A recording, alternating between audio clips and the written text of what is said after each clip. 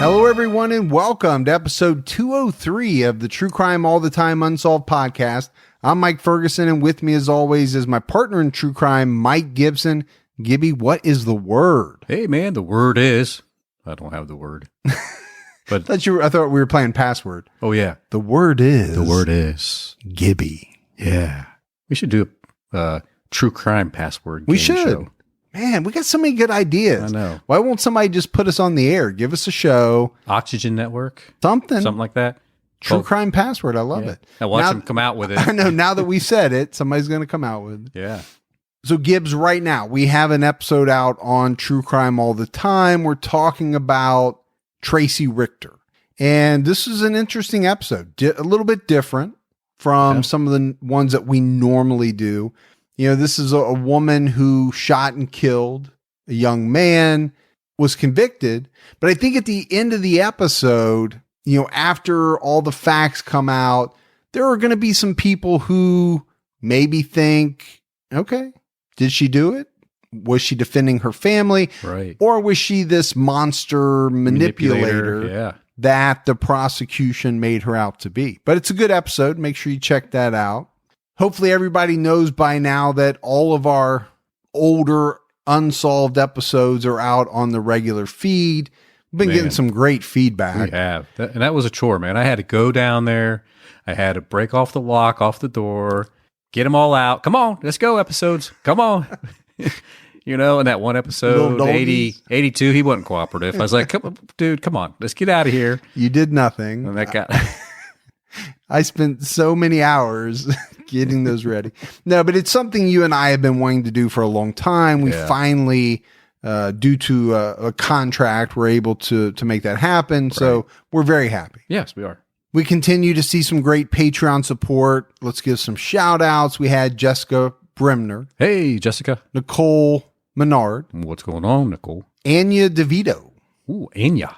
Whitney Miller. What's going on, Whitney? Kathleen Tavares. Hey, Tavares. Ashtagging. Well, you got to hashtag somebody. You got to say that one slow.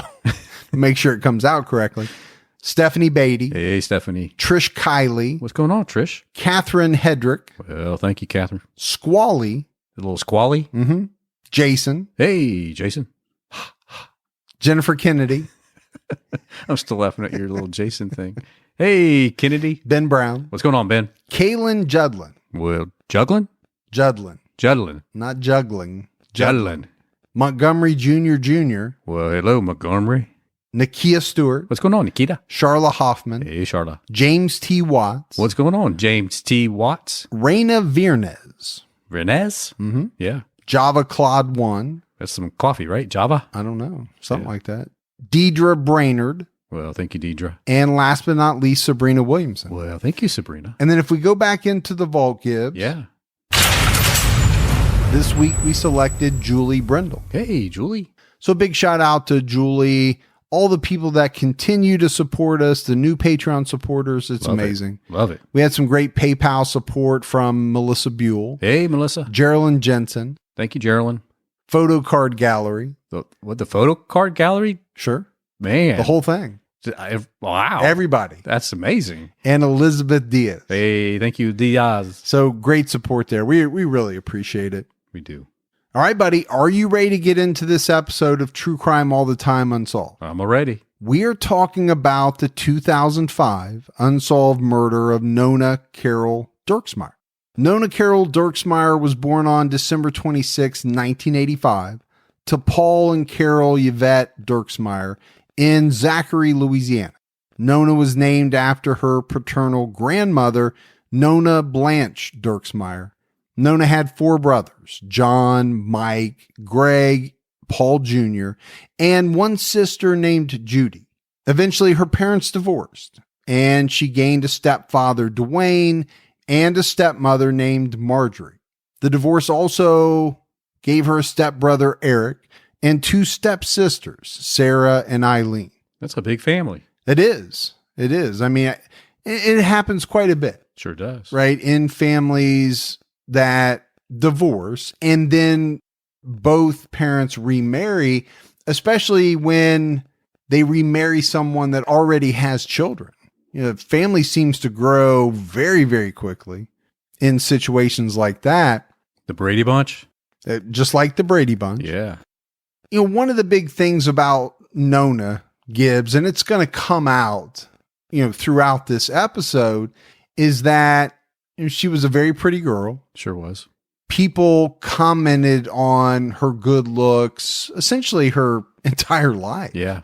So much so that, you know, eventually she got into beauty pageants and things like that. Nona started dating Kevin Jones, and they became high school sweethearts. She was also very talented in music. She could sing. Nona and her family lived in Dover, Arkansas. And in 2004, she graduated from Dover High School. She then went on to attend Arkansas Tech University in Russellville during the fall of 2014. And this was convenient. It was about 15 miles from her Dover home. But to make things easy, she got an apartment over by the university. Well, you know, it's time to break free from the home and kind of do your own thing, you know, start learning to live by yourself. Yeah, it's definitely more convenient, even though it's only 15 minutes. Probably even more important than that was, like you just said, to get some independence. Sure. My daughter's college is farther away than 15 miles, but technically she could live at home if she wanted to. Yeah. But I do think it's important. It's very beneficial for, you know, kids of that age to learn what it's like to live on their own with a roommate. You know, even if they're not technically on their own, they're still using mom and dad's money, but you still have to learn to budget. You have to buy groceries. Yeah. You have to learn how to fix meals and feed yourself. And all of that's extremely important. Part of their character building. Yeah, definitely. By the fall of 2005, Nona was a sophomore majoring in music education. She was in several choirs at the university. During the weekends, she was in her local church choir singing. Well, no doubt, man. She had a passion for music and singing. Yeah. I think to devote that much free time to that activity, you obviously have to have some sort of passion for it, or you'd find something else to do. You still in your choirs? No, I've given them up. Okay. Mm-hmm. Well, you went on that solo career. So. I did. Which is hard to do when you're a solo choir. Just doesn't really add up. No, when you have to sing all the parts yourself. Yeah. It's a tough row your boat. Let me put it that way. And it's confusing to the audience. It is. So, and then on top of that, Nona gave additional time she had to the community. She participated with the Big Brothers and Big Sisters. But, and we've already alluded to it, Gibbs, Nona Dirksmeyer had a bigger passion than music. She loved the beauty pageant world. Nona was a former Pope County Fair Queen and Miss Teen Mount Nebo. She was crowned Miss Petite Jean Valley in 2005. And she competed in the Miss Arkansas pageant that same year. Impressive. At that, you're getting into the big time. Yeah. Right? In the pageant world, when you're talking state level, leading up to possibly a national level, Nona and Kevin Jones were still dating during her freshman and sophomore year. But Kevin decided to go to the University of Arkansas for his sophomore year, so they tried some long distance dating. Not always easy to do. No, I tried it in college. It's actually pretty tough. But I will give you $20 if you can tell me the mascot for the University of Arkansas. Bob? Oh, I was thinking where you went to college at. Arkansas. It's a Razorback. Razorback. It's a Razorback. Okay, we'll go with your second answer, which is correct. Yeah. The first one, I don't know what that is. I don't know either. Not really sure what a Razorback is, besides like a... It's a hog. Yeah, like a really mean, angry hog. Oh, yeah, it's got big tusks and stuff. On December 15th, 2005, Kevin Jones was excited about seeing his girlfriend Nona that evening. He'd been away at the University of Arkansas, so he was looking forward to spending some quality time with her. He knew he had to wrap up some exams later that afternoon, but she said she would text him when she finished so he could head over to her apartment. Kevin was hoping to see Nona before he had to go with his mother to a family party. He called and texted her cell phone when he did not hear from her after her last exam. But she never answered his phone calls, and she never texted him back. And you and I have talked about this before. Boyfriend, girlfriends, texting, okay, yeah, you might pass on text from mom and dad. Right. You're not passing on a text from your boyfriend or girlfriend. No, those are going to get answered quickly. Especially if you've been doing it all day and all of a sudden, nothing. Yeah, I think that makes it especially strange when things just kind of end all of a sudden and you can't get a hold of that person. Yeah, I mean, you can run through the scenarios. Oh, well, their phone probably died. Let's give them about a half an hour for it to charge back up or whatever, but not all day. So Kevin called his friend who lived near Nona's apartment and asked him to check on her. According to KATV7, Kevin's friend, Ryan Whiteside, drove into the apartment complex. He saw Nona's car in the parking lot. Ryan approached her apartment door. He rang the doorbell. He knocked on the door, but she didn't answer. So Ryan called Kevin on his cell phone and told Kevin that Nona's car was there, but she wasn't answering. So that's concerning. Well, I think, you put it all together, definitely, right? No response from calls, no response from texts. Now her car's there, no response from her apartment. Yeah, so why isn't she coming to the door? Did she leave with somebody else and just didn't come back yet? What's going on? So Kevin and his mother, Janice, drove to Nona's apartment to investigate. Once they got there, Kevin attempted to knock on the front door. He didn't get an answer either. They then proceeded to the rear sliding glass door, and it was there that they saw Nona lying naked in a pool of blood. The door was unlocked, so they went inside, and Kevin immediately started to try to revive her. It was reported that he tried CPR. He also laid on her body, trying to warm it up. I think he knew, Gibbs. She was cold. Yeah. But it was also reported he put his hand over, or maybe even his fingers inside some of Nona's stab wounds to try to stop the bleeding. But of course he was too late. Her body was cold. She was lifeless. The police and paramedics were called, and they got there pretty quickly. They confirmed Nona had been dead for some time. Upon closer examination by the investigators on site, it appeared Nona had been stabbed in her chest, shoulder, and sliced on her neck. She had also been beaten in the face, and her head was crushed. The investigators and the medical examiner later confirmed Nona had been bludgeoned to death with a floor lamp and beaten to the face repeatedly. She had an 1.5 inch cut on the right side of her neck and stab wounds on her shoulder and chest. Her hair was caked in blood, and her nude body was covered in blood as well. The Pope County coroner, Leonard Kraut, told the press the killer was most likely right-handed, based on the slash to Nona's neck. Nona's time of death was determined to be between noon and 1 p.m. on December 15th. Investigators found the floor lamp, which they said had Kevin Jones' bloody handprint on it, as did the light bulb as well. Investigators also found a condom wrapper near Nona's body. It was up on the kitchen countertop. Just think how hard that had to be for Kevin to be excited about seeing his girlfriend after being away at college, coming back and finding her body like that, finding her dead, but finding her so bloody, her face so beaten, and the stab wounds. Yeah, unimaginable. Because I think you go from the excitement that you just talked about to what was probably a little bit of worry. Sure. Right? He can't get a hold of her. Maybe that concern increased as the attempts increased, right, which would likely be the case.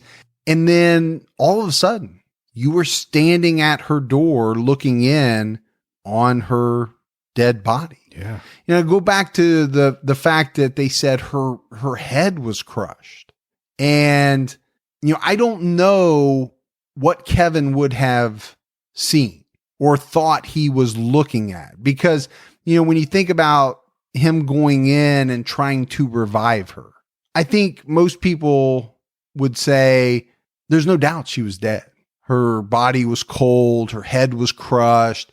She had all these unbelievable injuries. But if that's your loved one, do you look past some of that stuff and just say, I just want to do or try whatever I can? Go to make an attempt. Yeah.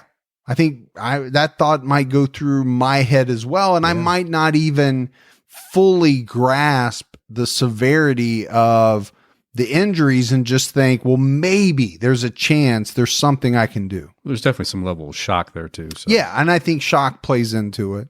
The news of Nona Dirksmeyer's murder spread through the small towns of Russellville and Dover very quickly. Well, we know how those small towns work. Yeah, absolutely. Somebody tells somebody at the market, who tells somebody at the local diner. And from there, it's just a game of telephone. And then the news began playing videos of her most recent pageant, where she wore her favorite black pageant dress. Really, Russellville was a quiet town in general, except for, obviously Nona's murder and the tragic triple homicide in 1996 committed by Chevy Kehoe and Danny Lee. Kehoe and Lee were two white supremacists who had just moved to the area from Spokane, Washington. Kehoe and Lee murdered Arkansas couple William Mueller, his wife Nancy, and her 8-year-old daughter. All three victims were suffocated to death. They dumped the three bodies into the waters of the Illinois Bayou.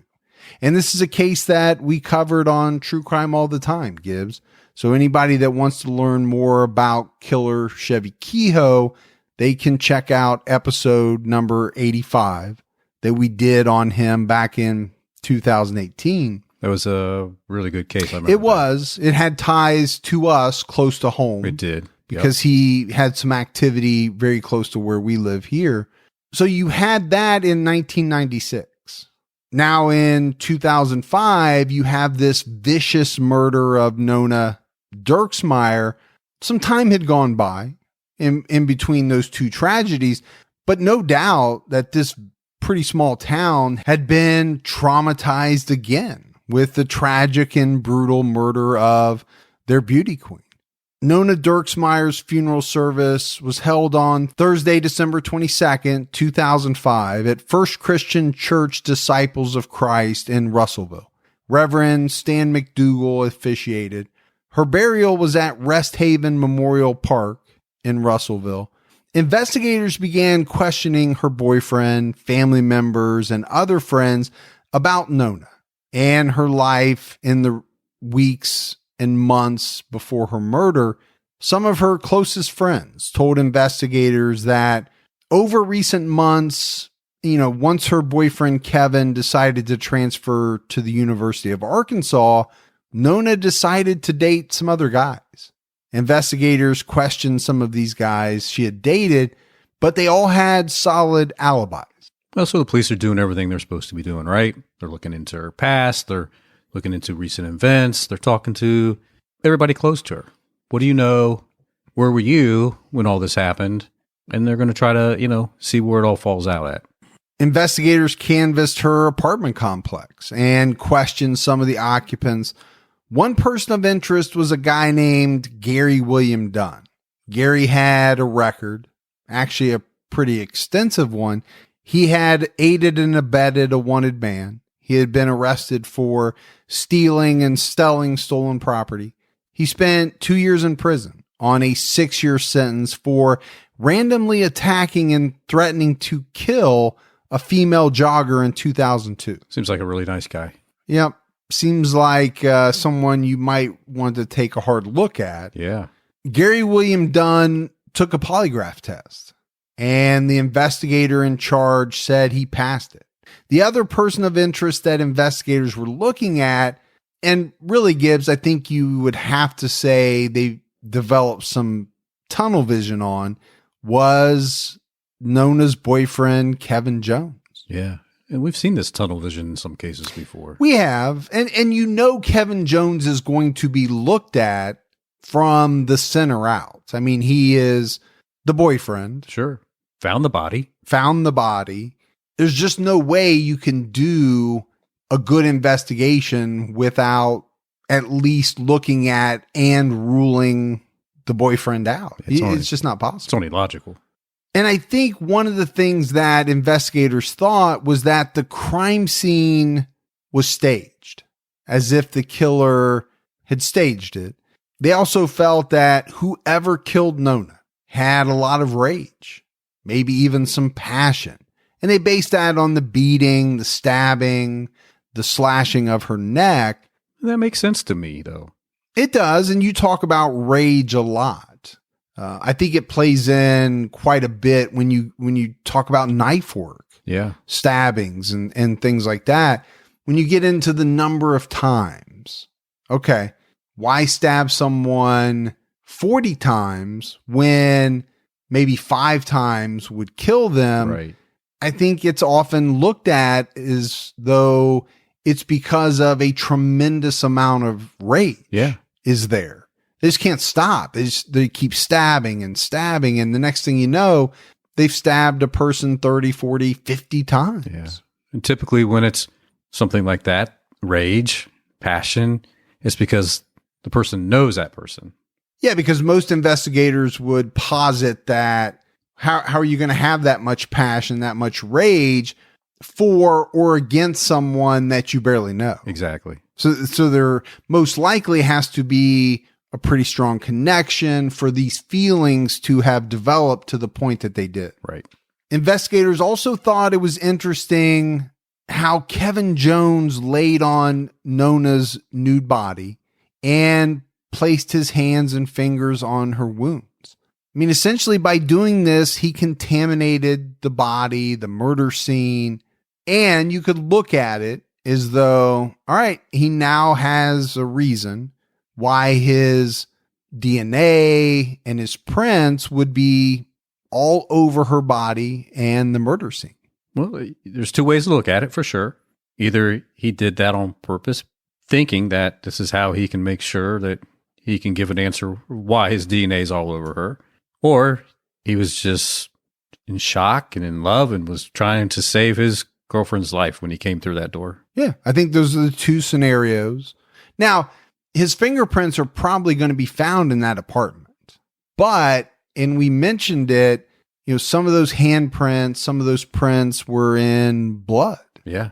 So that's not going to happen unless you touch the body post-mortem or you were involved in the death. The Arkansas Democrat Gazette reported that Kevin Jones agreed to take a polygraph test, but he failed it badly. That's not good. It's not good. And it's, the problem that we always talk about with polygraph tests. How reliable are they? We know that they're not admissible in most, if not all, jurisdictions anymore. Right. They used to be relied on very heavily.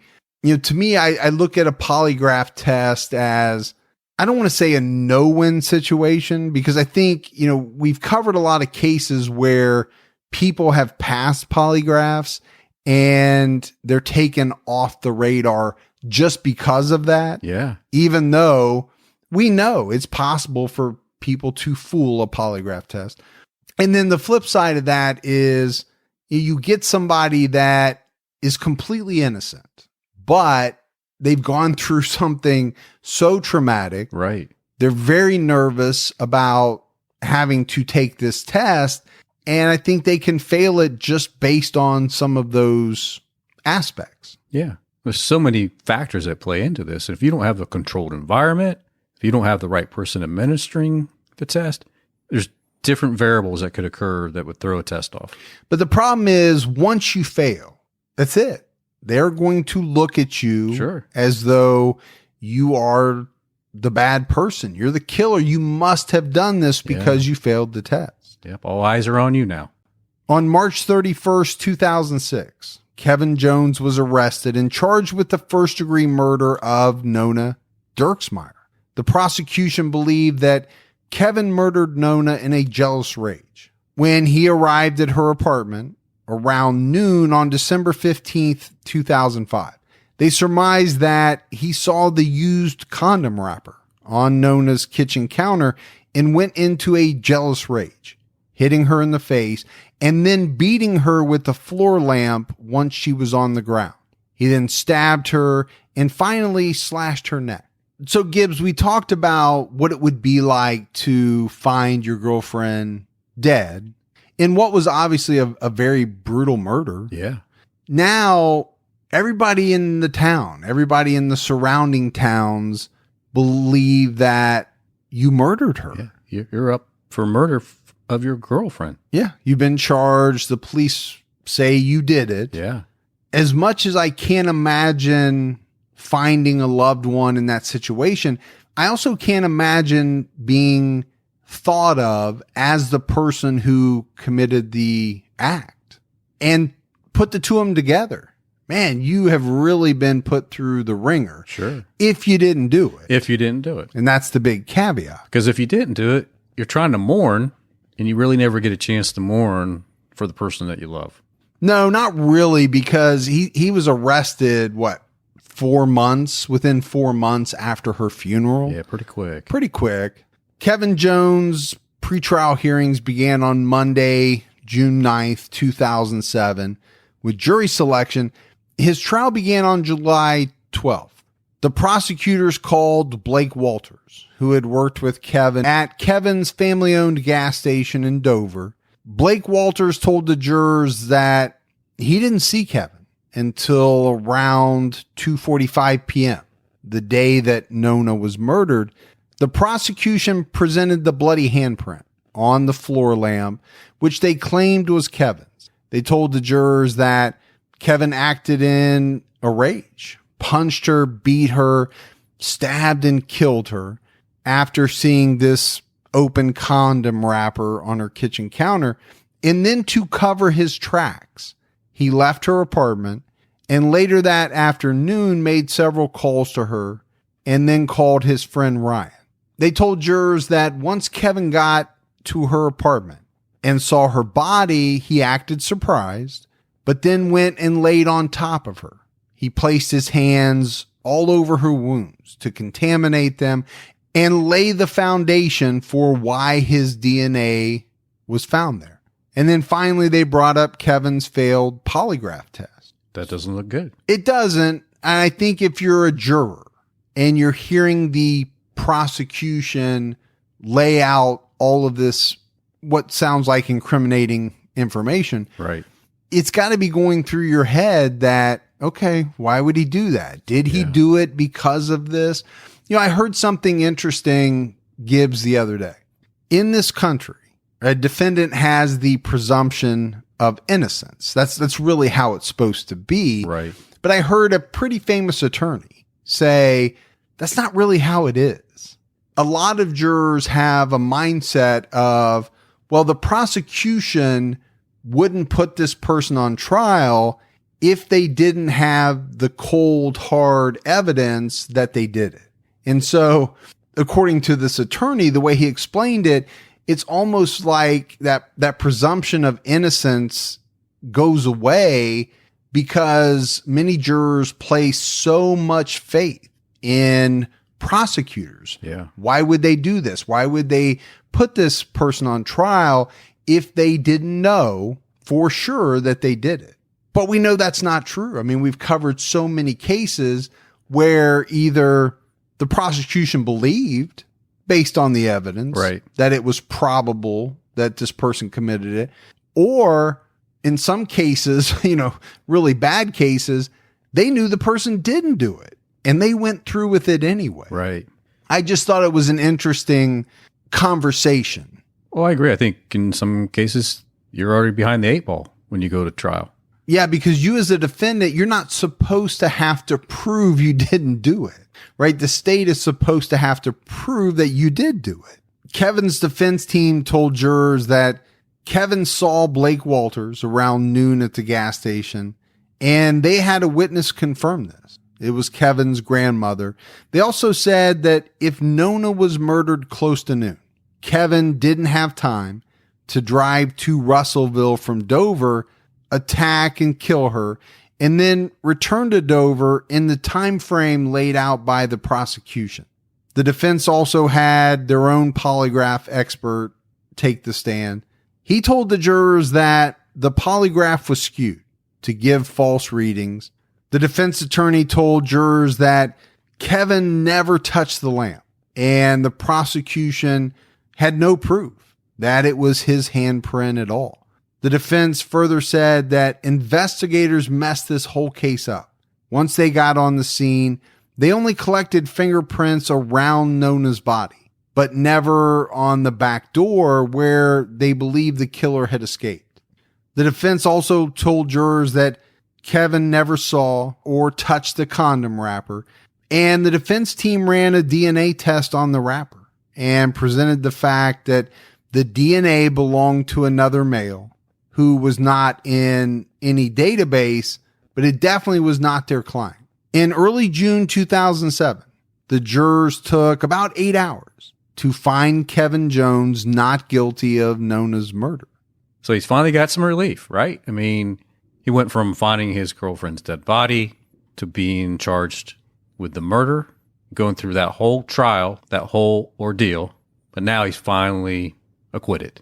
He is, but I always think, is there still a stigma there? And I think the answer is yes. Absolutely there is. Because once your name is splashed all over the papers and the evening news as the killer. Yeah. Okay. Does everybody know that you got acquitted?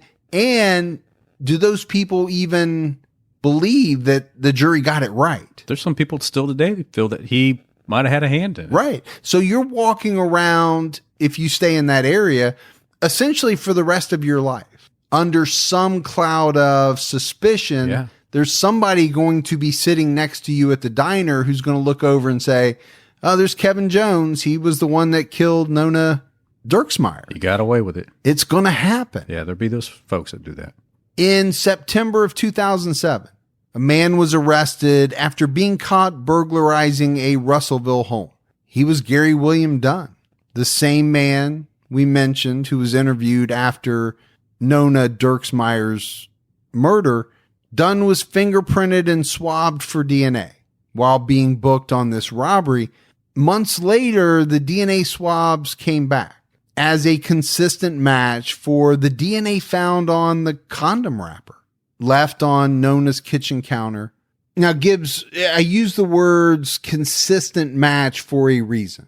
This is not a DNA match, I think, in the way that we often think about them. Right. Meaning, you know, it's 99.99 whatever percent. Right. A slam dunk? Yeah, a slam dunk. I think this was a match where there were a number of markers that were consistent, but it wouldn't be enough to, I think, take into a courtroom and prove to a juror or a jury that it's an actual match. Yeah, on its own, it didn't have the legs to stand. Yes.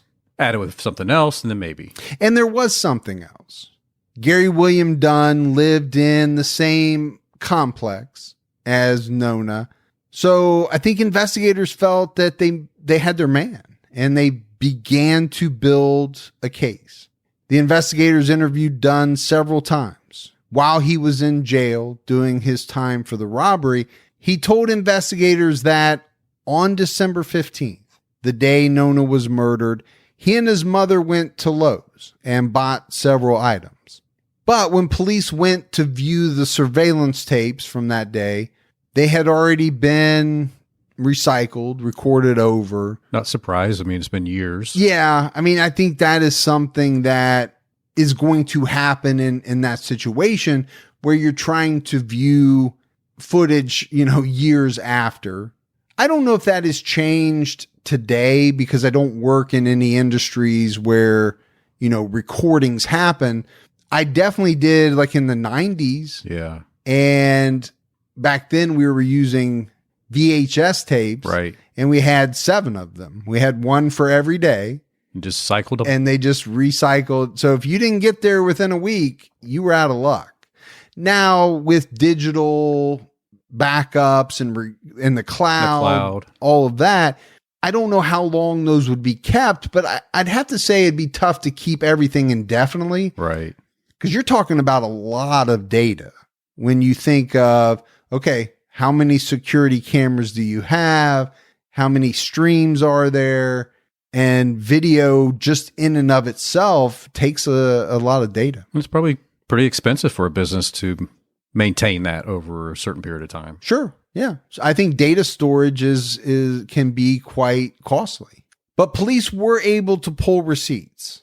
And when they did, the receipts were from December 13th, not December 15th, as Gary Dunn had said. Well, it hurts his alibi. It kind of destroys it, right? Yeah. It's kind of hard to have an alibi that actually happened 2 days before you needed it to happen. On August 25th, 2008, investigators arrested Gary William Dunn, and his bond was set at $1 million cash. It's pretty heavy. Yeah, it's heavy. I think it shows you that they didn't want this guy back out on the street. No.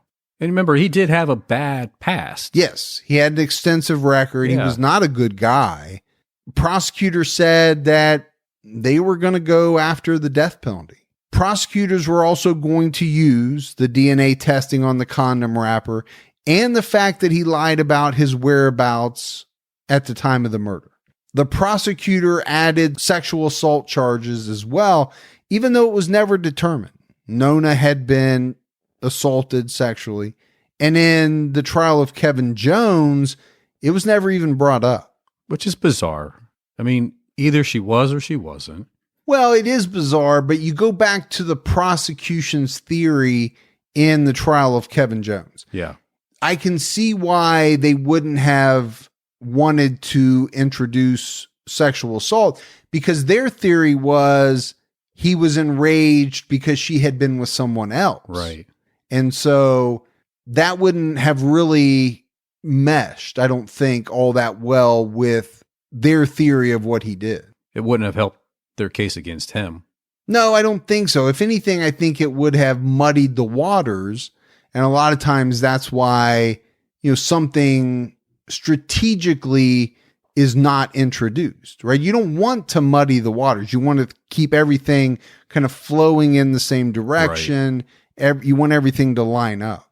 In September of 2009, during a pretrial hearing, Dunn's defense team attempted to get the DNA tests thrown out as evidence, stating the sample was too small and weak to be conclusive.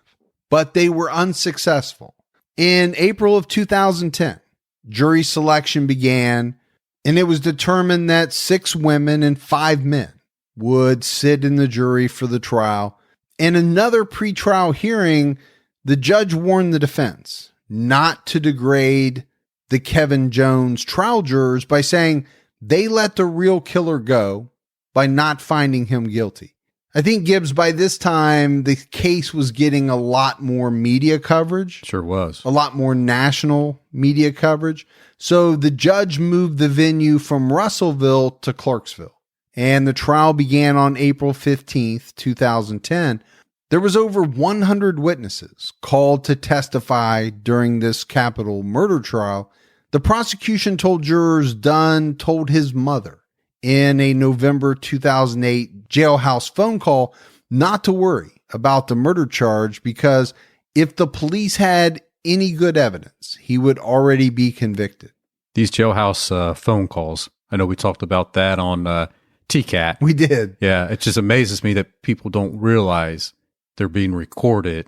Or maybe they do, and they just don't think it could be used against them. But well, I'm kind of playing back what he said to his mom. I get it that the prosecution is introducing it, but I don't know what they're trying to make out of it because he's saying, don't worry, they don't have anything against me. Depends how you want to interpret it. Yeah. Right. Well, and it definitely depends on how the jury interprets it.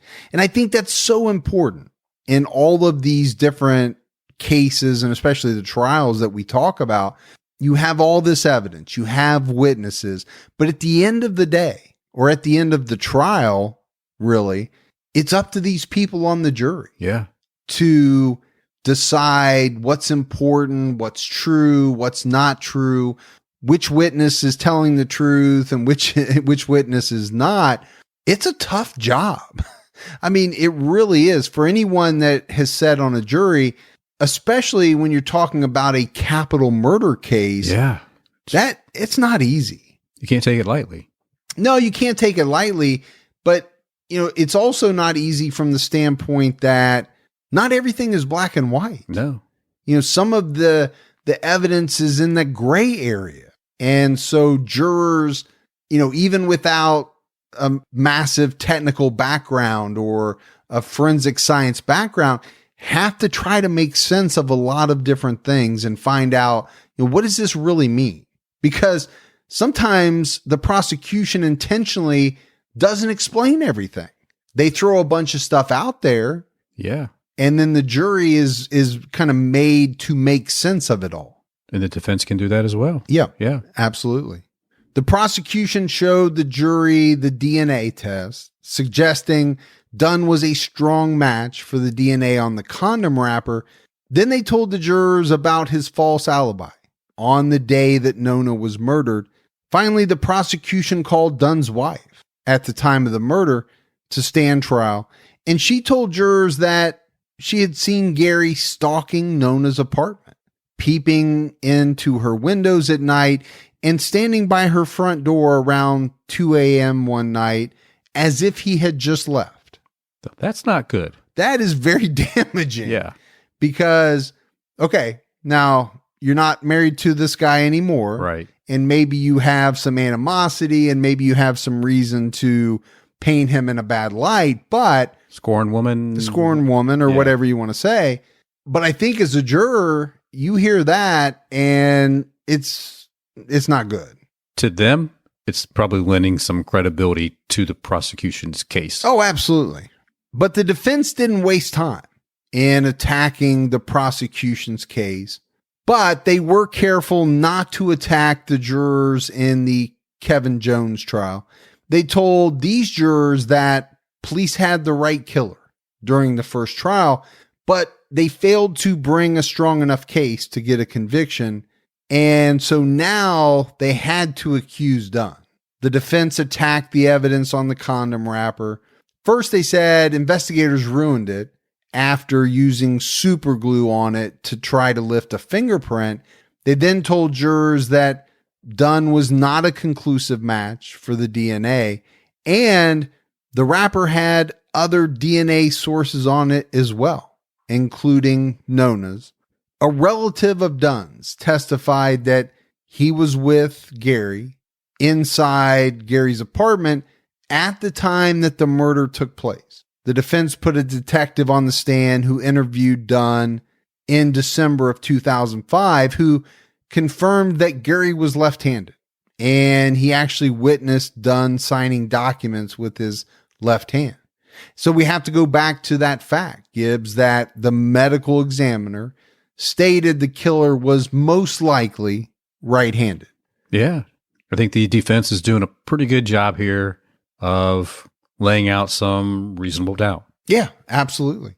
But again, at this point, it's up to the jurors, once they get the case to kind of sort through all this evidence and figure out what's what. And like you said, it's a capital murder charge, so it's not going to be easy. On April 30th, 2010, the jurors informed the judge that they had issues coming to a unanimous decision in the capital murder trial of Gary Dunn. After 8 hours of deliberation, they were deadlocked. They met again on the morning of May 1st, and after 2 hours, the judge consulted with the jury and ruled a mistrial. Now, obviously, Gibbs, the prosecution was not happy, but they didn't waste any time telling the press that they would definitely bring Gary Dunn back to trial. And they did. In March of 2011, I think the problem they had was that this time around, their case was even weaker than what they were able to put on in the first trial Didn't really have anything to add. Well, nothing to add. And, we always talk about, there's not a lot of time that has gone by, but Yeah. I think in general, time weakens cases. I think just as a general rule. But I think you need something stronger than you had before if you really want to get this capital murder guilty verdict. Yeah, I see what you're saying, because the evidence that you had the first time around was not strong enough for the jury to reach a unanimous decision. So if you're going to roll the dice with only the evidence that you had before, you're most likely looking at either the same thing, or you're banking on the fact that you've got a different jury makeup and they're going to see it in a different light. Yeah. That's really the only thing that you can hang your hat on. I read one article where they really tried to pound on his criminal background during this trial, just to try to really shove it to the jurors. This guy was a bad guy, really bad guy. He must have done it. He had to do it. He was a bad guy. He was a bad guy. And he lived in the complex. There's no doubt it had to be him. And I'm always interested in trials about how much of a person's background or previous criminal record is allowed in. Well, that's true too. Sometimes none at all. Yeah. Sometimes the whole thing. Yeah. And I don't know if it varies by jurisdiction but it's an interesting kind of subplot of a trial. Like, how much are you allowed to tell about things that really don't relate to this case at all? Right. And I think that's a lot of times why they're excluded. I remember I sat on a jury about 4 or 5 years ago, probably. And it was a nasty case. It was kind of like a child molestation case. Yeah. And we found this guy guilty.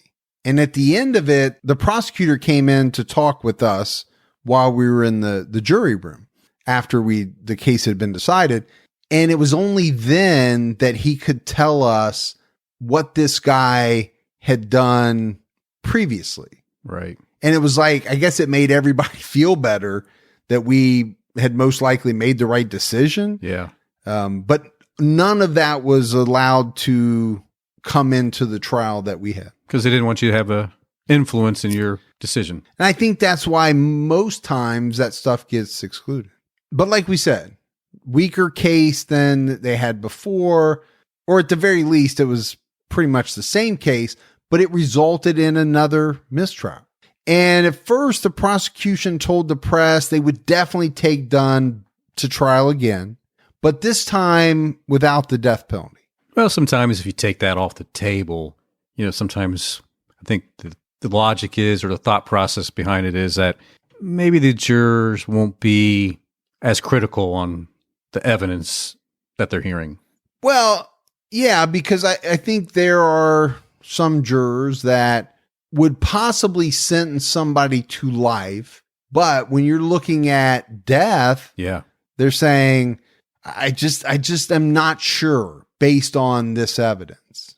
Now, you would think it would be the same either way. You would hope. They would look at the evidence the same way, but I'm not sure if that wouldn't creep into somebody's mind, life versus death.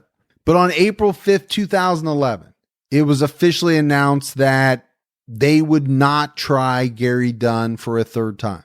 The prosecutor later met with some jurors to find out why they could not convict Gary Dunn. And what they said was that they felt like he did it, but law enforcement made too many mistakes during the investigation. They basically told the prosecutor that you guys would have to go way beyond, the concept of reasonable doubt to get a conviction. Yeah. That speaks a lot. Yeah, I think it speaks volumes. And I think you see it a lot.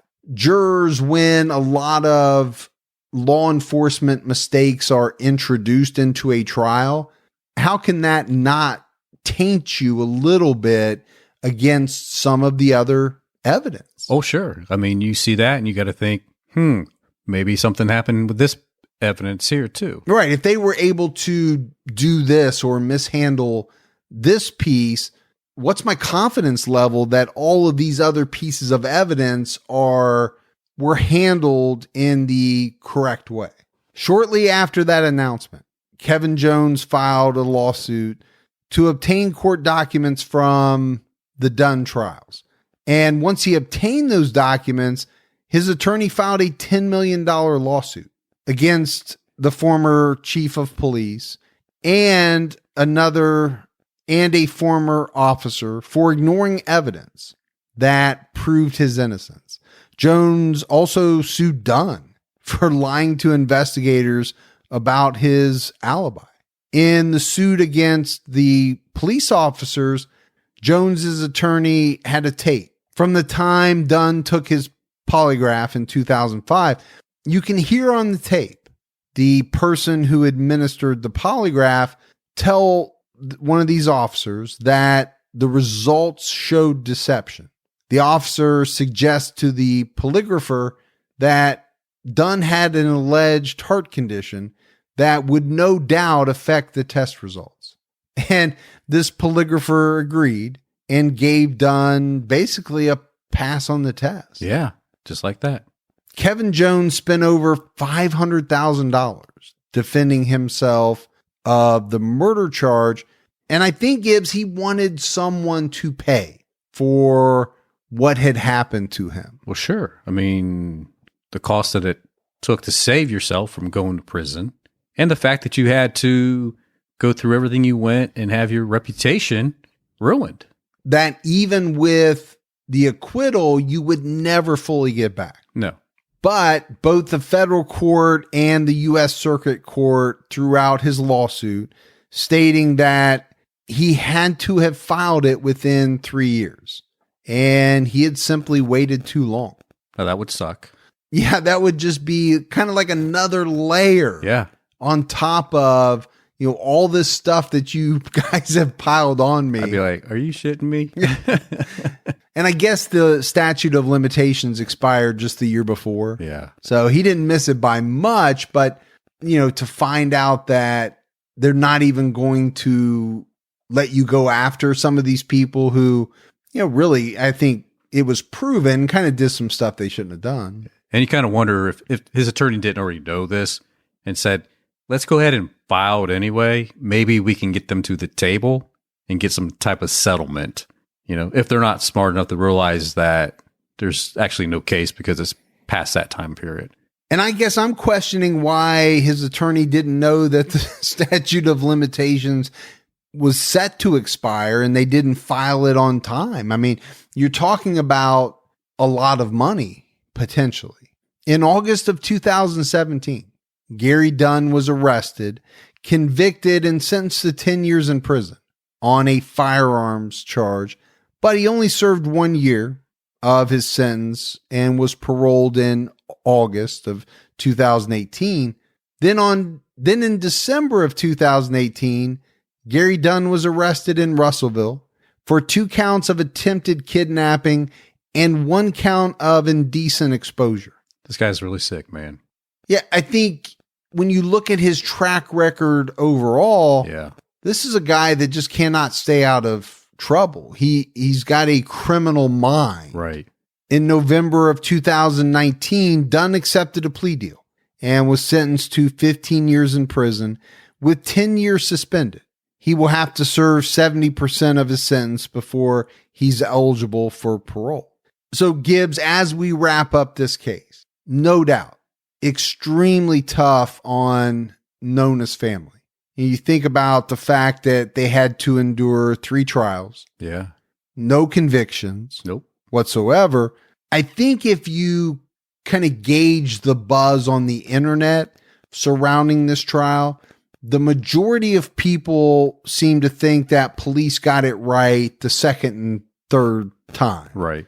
In charging and trying to convict Gary Dunn. But because it does seem like they fouled up a little bit during the investigation, and let's not forget, they wasted a lot of time going after Kevin Jones. Sure did. That all of that together kind of cost them their case against Gary Dunn. Well, look, anytime you take somebody to trial the first time and you're not successful, and then you try to take somebody different, the defense is going to use that against you. Yeah, it's almost kind of like a built-in defense saying, okay, you're coming after my client.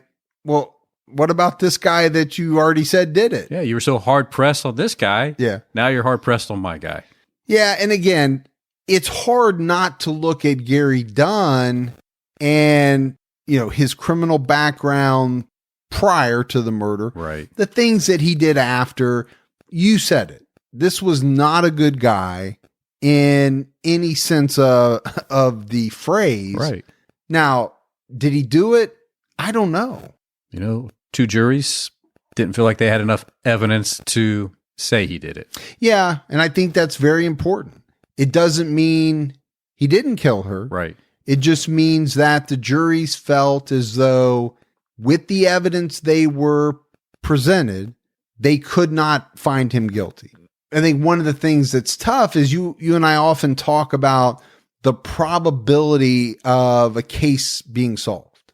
Well, if Gary Dunn is the murderer, right, I don't know unless there's some magic piece of evidence or something that bolsters the case against him to a much larger degree than the prosecution had previously. I don't know that they would ever be able to take him back to trial because we're just further away. Yeah. Now at this point from where they were back then. They definitely would have to have something a whole lot stronger. Yeah. So I think it would be tough, but we never say never, right? But that's it for the 2005 unsolved murder of Nona Carol Dirksmeyer. We got some voicemails, Gibbs. You want to check those out? Let's check them out. Hey, Mike and Gibby, this is Lauren, a former Ohioan who has been a listener since the beginning, and I actually just came across some information that I thought might be good for an Unsolved episode. There's an area in Detroit, Michigan, which is called the CASS, C-A-S-S corridor, and there are two serial killers who have been linked to the area. The first is the Oakland County child killer, and the second is the, quote, Bigfoot killer. So I'm not sure exactly how much information is out there, but there's a thread on Reddit chatting about it. So it's just interesting that there were two separate serial killers who are linked to that one tiny little area in Detroit, which is also famous because the headquarters for the band Cream, made popular because, of course, Eric Clapton, also they had their headquarters there. So in any case, I just love you guys. I love what you do. I went to Wittenberg my freshman year of college, so very familiar with the area. I hope you guys are getting some Mike and Rosie sandwiches to help keep local folks in business, and stay safe and keep your own time ticking. Thanks so much. Bye-bye. So that's interesting, Gibbs, because, we talked about it at the beginning of the episode. All of our old episodes are now on the feed. Yeah. And we actually did cover the Oakland County child killer case. We did. Very early on. I don't remember what number it was, but I know it was one of the first episodes. It was in the first year of Unsolved, for sure. Yeah. That we covered it. Now, the Bigfoot case, I'm not familiar with. So we're going to check that out. Not to be confused with the other Bigfoot case that I'm very familiar with. Okay, that was cryptic, but we'll go with it. Sasquatch. Oh, your search for the actual Bigfoot. Yeah. Yeah. I know you've taken a lot of vacation days. That's kind of a big thing of yours. Got a big one coming up. You're the guy that's always saying, "Did you hear that? Did you hear that?" Yeah, that's me. And on a side note, I actually had a basketball scholarship to Wittenberg. Did you really? That I turned down. Yeah. It was just a partial scholarship, and Wittenberg is very, very expensive. It is. It's a very expensive Even university. in the early 1990s when I would have been going there. Yeah, I taught there for a little bit. I know. I figured you did. You've taught at almost every university. I know. Hey, Mike and Gibby. My name is Madison, and I am actually from Paris, Tennessee. I was listening to your TCAT Unsolved on the Grimes sisters and was very shocked when you said that the guy was from Paris, Tennessee. I had to rewind it and listen to it a couple of times. Really enjoy what y'all are doing. I started listening about a year ago when I took a travel job and was traveling back and forth from home to my job. Y'all really keep me going. I stay pretty caught up on the podcast and love every single one of them. Thanks, guys. Stay safe. Keep your own time ticking. Well, thank you so much. That means a lot to us. Sure does. Shout out to Paris, Tennessee. Paris just keeps coming around. Paris, we can't get away from Paris. Yeah. You should buy a Harley and you and I will take a trip to visit every city named Paris in the United States. What did I say there was? 23? Yeah. The caller said 23, 24. Maybe we get Paris Hilton. I'm out. Yeah. I'm out. I don't need that. I don't need that drama in my life. Nothing against Paris Hilton, but I don't need that type of drama. I don't want TMZ following me. You want to be low key. I want to be low key. All right. Hi, Mike and Gibby. My name is Karen. I'm from Hollywood, Florida, but I am originally from Bogota, Colombia, but I've been in the States for 21 years. Anyways, I just wanted to let you know that I love this show. I love both of you. I'm Team Mike. I'm glad Gibby's feeling better. You guys make my day better. I listen to you in my car, at my house. Even my 13-year-old is not listening with me. So anyways, I love you guys. Thank you so much for everything I do. I love the relationship that you guys have, and the bantering going back and forth makes me laugh so much.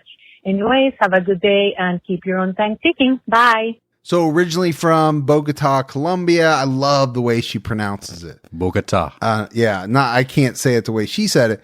Love the accent. You and I just love accents. We do. And I've actually been to Hollywood, Florida. I went to a conference there one time. Did you? Yeah, I remember that. Hollywood, actually, Florida. I remember you going to that one. Yeah. I remember that conference. Left you behind. You did, son of a... Hey, guys. I just wanted to let you, this is Debbie from Marshall, Texas. I just wanted to let you know that I love you guys. Y'all crack me up. You get me through the day. It's very interesting. It's just really interesting. I know, anyway, just wanted to let you know that I love you. You get me through my day. I am on like 51 or 52. I'm not real sure. I just listened to, I can't remember who I just listened to. Anyway, love you guys, and y'all keep up the good work and keep your own time ticking. Well, Gibbs, we are definitely feeling the love today. We are. And we appreciate it very much. We also have a cacophony of different accents. We do have a cacophony. which I'm really digging, from Tennessee, you like Bogota, Colombia, Texas. Got a little southern drawl there. Yeah, yeah. Down there in the land of Waka, Texas Ranger. I don't know where that came from or why you said it the way you did, but it cracked me up. I don't either, man. All right, with that, let's get out. That is it for another episode of True Crime All the Time Unsolved. So from Mike and Gibby, stay safe and keep your own time ticking.